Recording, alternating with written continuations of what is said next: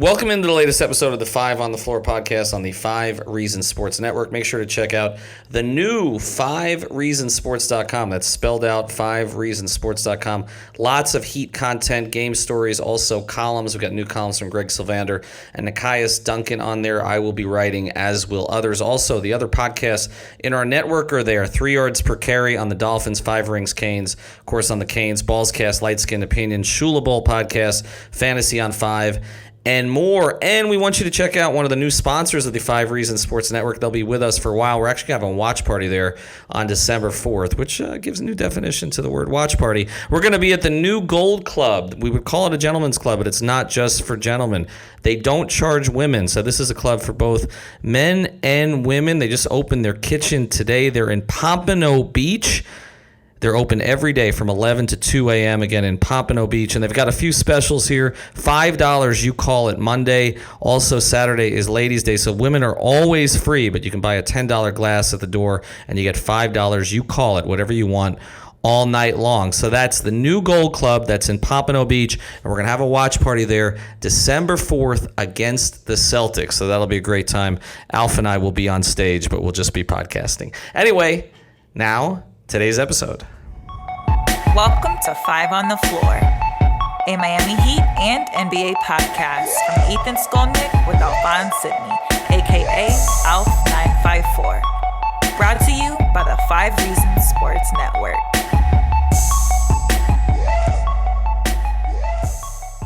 All right, back here from American Airlines Arena, I'm with Alex Toledo. Alphonse Sidney's still not back in town. I think he fled the country. But Alex and I are here. You can follow him at Tropical Blanket. You can follow me at 5 Reasons Sports, or also at Ethan J. Skolnick. We come to you after a pretty dreadful game, actually. This one wasn't a lot of fun. I mean, the Heat jumped out really early, and they led 59-37 at the half. It was actually a bigger lead than that at one point. They led by 29. And then it was just like slow torture from there. They end up winning 117-108. This begins a stretch of 5 games against losing teams where we think that the Heat can really put some distance between them and some other teams in the Eastern Conference. But Alex, the big stories tonight, and we'll break these down into 5, but the big stories tonight, the Heat were shorthanded. The Pistons in some ways were even more shorthanded because they didn't have Blake Griffin, they didn't have Derrick Rose, and they came in at 5:30 in the morning. But my takeaway from tonight is this is the kind of game that the Heat have lost the past 2 years. So even though it was a 29-point lead that turned into a 9-point win, I don't want to diminish it. Yeah, you're absolutely right. These are the type of games the Heat have lost, like you said, except in the past, whereas maybe they didn't have these 25-point leads. They would have like 15-point leads throughout the game. And then towards the end, those runs that, the Pistons would make would actually make it into a close game, and then from there it's kind of just all over the place. But now, the fact that they've got Jimmy there to kind of just kill the games whenever it gets too close, it's going to be big for them because they have lost just an endless amount of games over the years like this where you feel like they're supposed to win, they look like they're going to win, and then boom, they don't. So just the fact that they're able to beat up on these bad teams like we talked about earlier, the 305 Live, is huge. It's a pretty good indicator of a good team, even though the Pistons are coming off.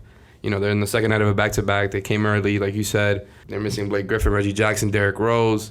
This is not an indicator of who the Pistons really are, but beating up on bad teams is not ever a bad thing, really. Yeah, so let's go through 5 things tonight. Let's start with Jimmy Butler. And we'll start with him because I feel like there's a trend developing with Jimmy. There's been basically 3 games this year that I thought he was aggressive from the jump. One of them was clearly, the game in Phoenix where he was 9 of 10 in the first half. He had a big 12-point first quarter here in a home game. But other than that, it seems to be that he just sort of lets the game come to him, and he almost doesn't want to shoot early in the game. Like at one point in this game, he had 4 free throw attempts. Now he ended up with 13. He ended up scoring 20. He took over in the fourth quarter when they needed it. But 13 assists and no turnovers. Now I posted some of this on my Twitter accounts tonight and asked Jimmy about this specifically because there are star players. LeBron used to talk about this all the time. Dwayne talked about it some too. Turnovers are part of the territory. And even Jimmy said sometimes he wants to have turnovers because it shows that he's aggressive. Like Dwayne used to sort of toss the turnovers in the trash because he'd be like, I'm not having turnovers, then I'm not trying to make plays for other people. But when you can control a game like Jimmy did tonight and have the 13 assists, and they weren't all cheap assists, And again, the Heat had 34 assists tonight, which is just a crazy number out of 41. But to have the 13 assists, but not make a mistake that's recorded in the box score, while also getting 2 steals, and you end up scoring 20 points on 13 attempts, which is perfectly fine. Jimmy Butler controlled the game tonight. And when I take a look at what happened in Philadelphia, there were some complaints I was seeing on Twitter where Tobias Harris was 0 of 11 from 3. This is going to be a storyline all season. The Heat took away a player from Philadelphia who is a closer, who understands how to finish these games. They're probably going to see each other in the playoffs. And this is going to be one of my favorite storylines of the postseason, because I don't know who Philadelphia's closer is, but I know who Miami's is, and it was Philadelphia's closer last year. I mean, I love it. If that matchup does, come to fruition, it would be a tough matchup for Miami, no doubt, because Philly, they're looked at as maybe the best or second best team in this conference. But absolutely, I've been saying this the whole summer, and so has a lot of people, that who is Philly's closer? Is it Joel Embiid? That's who they've been saying they're going to go through. They went through him tonight. I was actually watching some of that as the Heat game was going on. I was watching the end of Cleveland-Philly. And by the way, Cleveland is going to be more competitive than Detroit was tonight. I'm telling you that right now. They've been competitive since the season started, and it's been really weird to watch. But, yeah, Philly's closer is Joel Embiid, and if he's not getting a lot of free throws, it's kind of just who's going to make more threes, who's going to make more of those shots. Like Tobias Harris, I still don't trust him as that type of closer that Jimmy was. We've seen what Josh Richardson can be like in the clutch. He missed a couple clutch shots tonight as well. And, yeah, I love this storyline because Jimmy has just turned into this completely different style of player that we've never seen before from him in his career. He has definitely been a good playmaker throughout the entirety of his career, but now he's turned into this guy who's become a playmaker first almost for most of the game. Like, what's his career average in assists? I believe it's around 5. Yeah. And now I think it's around 7 or 8 this year, if I remember correctly. This is a whole new Jimmy, and I think we were expecting more of the diet in his shots to switch, but that's been the biggest change from his past years to this year with Miami. Well, and I want to extend this to the locker room because the stuff that people don't see is what happens, the interactions that we do see in the locker room. And Jimmy's not in there a ton, but when he's in there, there were a couple of things tonight that stuck out to me. It's the way he reacts to the veterans on the team and the way he reacts to the youngest players on the team. So tonight in the locker room before the game, he and Goran Dragic are sort of playing around, basically, giving each other a little bleep before the game. And you can tell the mutual respect there between Jimmy and another guy who has, been an all-star, not to the extent that Jimmy has, but been an all-star in the NBA. They just clearly like each other. And I think at times, some of those relationships in the Heat locker room have been strained, but it just seems like everybody likes Jimmy. And then you take it to Daryl Macon, who plays tonight on a 2-way contract. Again, that would have been Dion Waiters' turn tonight. Daryl Macon plays, he makes a shot, and he's giving Jimmy shit in the locker room because Jimmy always takes forever to do his media. And so Jimmy's keeping everybody waiting, and Macon is telling him to do his media, and he's like, you make one damn shot, you're talking shit to me? But you can and then he's like, what did he say? He said, put him back in solitary confinement. Like, Jimmy was hazing KZ Okpala before the game because he told KZ to take Jimmy's shoes off for him, and he said that KZ would have done it if the cameras weren't on. People are going to take this stuff out of context, the way that they took the thing out of context the other night when Jimmy didn't like kind of Bam and the other guys getting in his video bomb shot, right? But that's the relationship that Jimmy's developed with his team. It seems like he's been with these guys forever. And I've said the thing that reminds me of LeBron, but it's even more positive and more amusing, is that LeBron used to deal with the 15th guy on the roster. I always notice that. And Jimmy does too. And I think that's a big thing. I remember when Tony Douglas had to play some minutes a few years ago when LeBron was in there. It was the 2013-14 season. And Tony would talk so much about how LeBron sort of infused confidence in him. LeBron has this weird thing. I don't want to go too far off, but LeBron has this weird thing where he sort of makes stars into role players and he makes role players into stars. Jimmy has a little of that too, but again, I feel like it's less toxic. Like I feel like he's trying to engage everybody in a more positive way. So I just thought Jimmy tonight was terrific. I mean, defensively, he's been great. The steals have been consistent, but he's not playing the passing lanes. I feel like he's playing his man too, and he's been terrific. All right, let's get to number 2. You focused on this a little bit after the game. This ties in with Jimmy, but the connection that Jimmy and Bam have developed at this point. Now, tonight, Bam was 8 of 9 from the floor, 14 rebounds, 4 offensive. He did foul out and had the 4 turnovers, but had a couple of assists, got to the line, 2 free throw attempts, 28 minutes, 18 points, 14 rebounds. But it's not just that. It's the way it's happening. The best big on the roster and the best perimeter on the roster clearly have a connection. How far can that go? I mean, I think it's going to be their biggest action. I think Spo actually said it after the game, that it's something that they go to a lot, the Jimmy and Bam two-man game. And I think it's got to be what they rely on the most on the offensive end, besides the fact that they're both probably the 2 best defenders outside of Justice. And it's obvious that their chemistry is there. Those are 2 guys who Spo said that they're wired the same. Those are 2 guys who are very good at knowing where other players are on the court, knowing exactly when to make the right pass, which is not something that other guys on this team possess. And I mean specifically Kendrick Nunn. But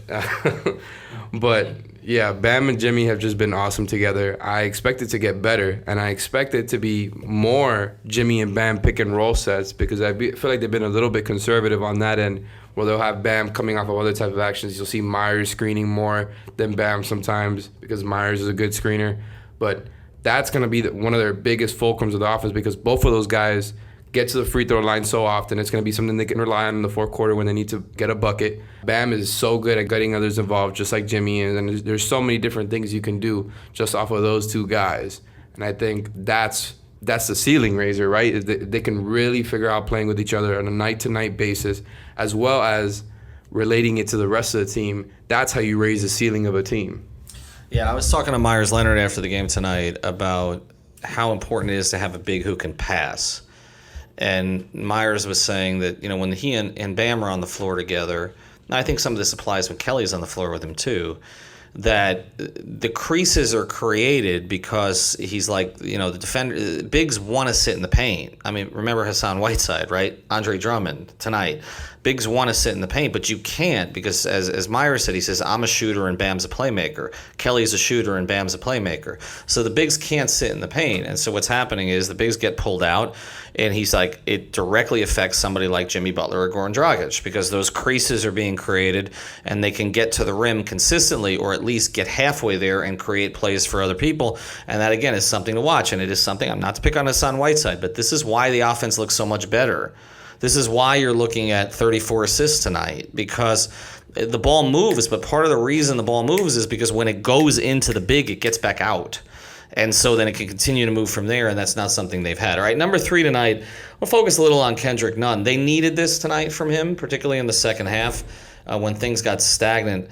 37 minutes for Kendrick Nunn and had 20 points. Now, I was looking at the numbers before he had the breakout, and at one point, 51% for the first 5 games of the season. At one point through, I think third quarter of this game, or halfway through third quarter, he was at 32% in the last 5 games.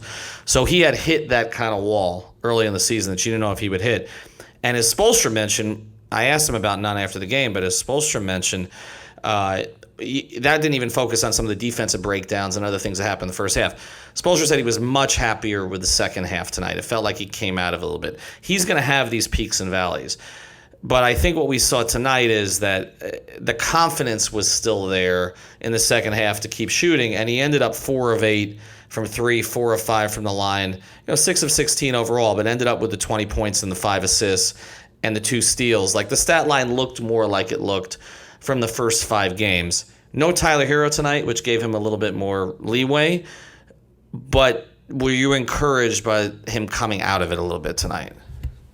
So I was definitely encouraged in the second half, where he started shooting lights out, and he had the quick trigger, right? And that's a good indicator of confidence, and I feel like he wasn't showing that before. But to me, my concern with Kendrick Nunn was not his shooting. I feel like he's been a good shooter since college, and to me, the real thing with him that he has to figure out as a rookie is when to shoot and when to pass.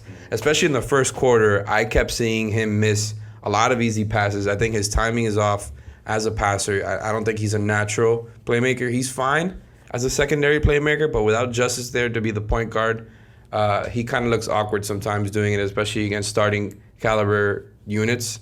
And I would like to see some growth from that aspect as well. Nekias Duncan has mentioned a lot of times already that he's very aggressive as a defender, and teams are using it against him. But to me, on offense, the way that he's going to be able to be more consistent, not only with, making the team better, but also making himself better with shooting, is if he knows when to shoot and when to pass. Because there's a lot of times where he's forcing the issue. He takes the floater when he's not able to make the pass to somebody. He always sees the cutter or the shooter a second too late, I feel like. And that's something that's going to come along with time. But yeah, that's where I'm more concerned about with Kendrick Nunn. All right, we'll get to two more things here after this, but I want to tell you about one of the great sponsors of the 5 Reasons Sports Network. It's the Seltzer Mayberg Law Firm. You can find them 24 hours a day. Anytime you have a problem at onecalllegal.com. That's spelled out O-N-E, calllegal.com. We share an office with them in North Miami. They handle cases, though, from all over the state, not just South Florida, although obviously they specialize down here. You can walk right in and meet with them, all the great people there. They handle personal injury, they handle traffic tickets, and just about everything else for you. They got a full staff to take care of you. So it's onecalllegal.com. It's the Seltzer Mayberg Law Firm.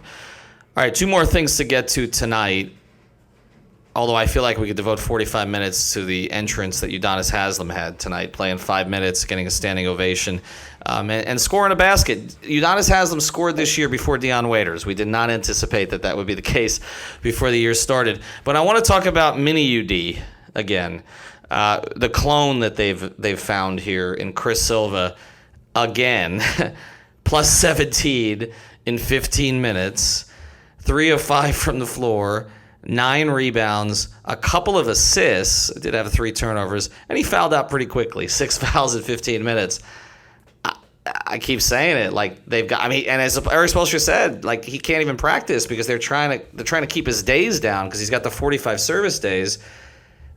They're gonna have to make this a full contract, right? They can't. You're gonna send this kid to Sioux Falls. He's gonna destroy people in Sioux Falls. You can't send him to Sioux. And the thing is about it, they need him.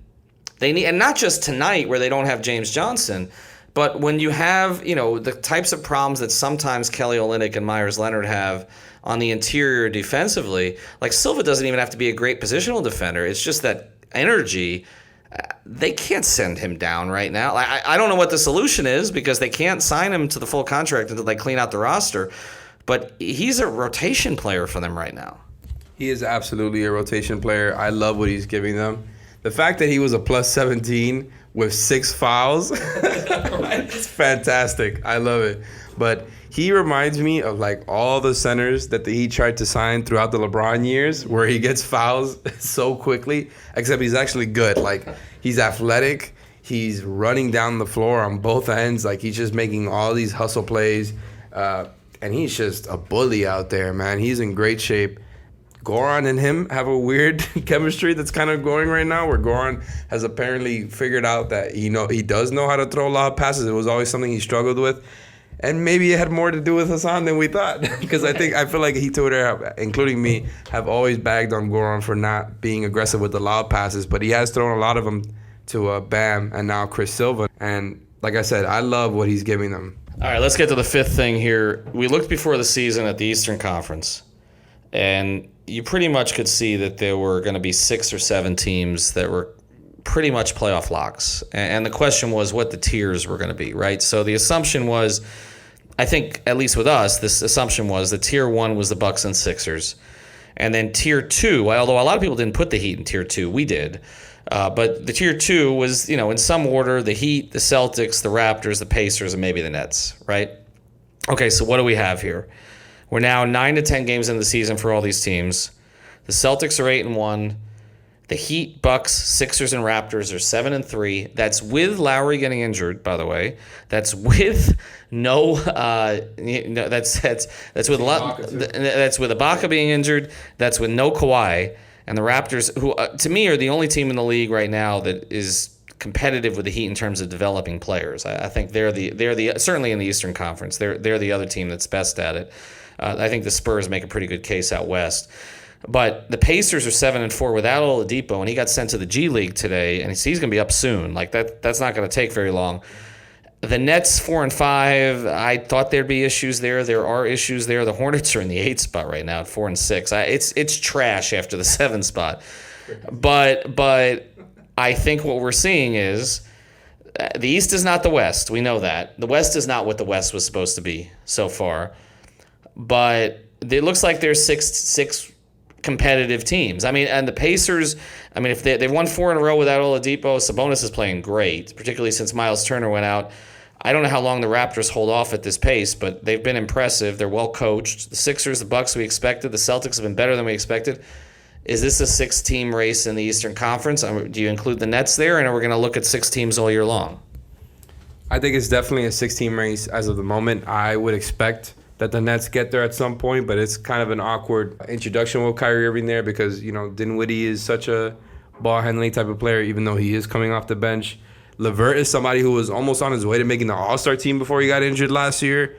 So I don't think it's that crazy for them to be having an awkward start. But, yeah, it's been everything we expected with that team. It's going to be fun to monitor all year to see who ends up there. That's why I'm saying the Heat have to win these types of games because these are the games that are going to matter when you're trying to determine seeding at the end of the year. And so who else they've got coming up this week? They got Cleveland. I think they got Minnesota. No, it's not Minnesota again, right? They've got Cleveland. They got New Orleans coming up on Saturday without Zion. The other 2 escape me off the top of my head, but there were 4 more winnable games, to get you to 11-3. I didn't anticipate they'd win all of them. I thought maybe go 4-1, but again, last year look, they got swept by Atlanta last year. Remember? How many games have they dropped to the Knicks and the Hornets over the past couple of years that they shouldn't have dropped? Like those are the types of games. The playoff Hornets, apparently. The playoff Hornets right now, right? I don't know how that's happening, but yeah, I mean, these are the types of games that you got to win. I was a little concerned about the defensive effort in the second half. I mean, I think part of that was their own tired legs, although. Detroit should have been more tired. Basically, they let Luke Kennard get off and Langston Galloway a little bit, but more so Kennard in the second half. But I think that was more of a mental break that they took. And like Butler said, Spoelstra's going to work them in practice tomorrow before they get on the plane because they've got to get those habits out of them. But just one more look at the box score before we go. We didn't mention Goran Dragic. This is now 8 out of 10 games. He's been in double figures off the bench, had 18 tonight, 3 of 8 from 3, had 6 assists, so 18 and 6. For Goran Dragic, but the leading scorers Jimmy Butler, Kendrick Nunn with 20 apiece, Adebayo and Dragic with 18 apiece. They also got 13 from Olynyk, who I thought looked better tonight. There's some good signs there. He had 5 assists. They were playing through him a little bit. He played 29 minutes, and Duncan launching from 3. He looked confident tonight. Which Kelly's going to be on the floor. He's got to be. Same with Myers Leonard, and Duncan Robinson, 3 of 8 from 3, finished with 11. So 6 guys in double figures, 8 from Silva. Macon even makes a shot. 4 from Leonard and 2 from Haslam. Luke Kennard led with 22 for the Pistons. And look, everything we see in the locker room is positive right now. And I just keep looking at the assist number. If you're racking up 30-plus assists on a consistent basis, your team's in good place. Your team likes each other because that doesn't happen if that's not the case. 34 assists on 41 made baskets tonight. Shoot 53, 44, and 78. Those were the splits. That's pretty damn good. Anyway, we will be with you later in the week. Going to probably bring on a couple of additional guests as we go forward, but we'll be here at the Cleveland game later. The New Orleans game later in the week. We'll have full coverage at the Cleveland game. Check out 5reasonsports.com.